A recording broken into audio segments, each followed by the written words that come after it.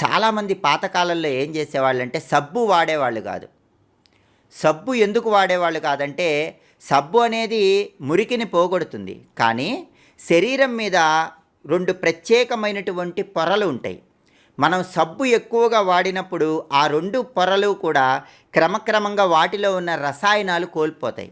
దానివల్ల అనేక రకాలైన ఇబ్బందులు శరీరానికి ఎదురవుతాయి. మృదుత్వం శరీరానికి తగ్గిపోతుంది. అందుకే చాలా వరకు ఏం చేసేవాళ్ళంటే సబ్బు రాసుకోకుండా ఆమలక చూర్ణం అని పాతకాలంలో రాసుకునేవాళ్ళు. అంటే ఉసిరికాయ పొడి.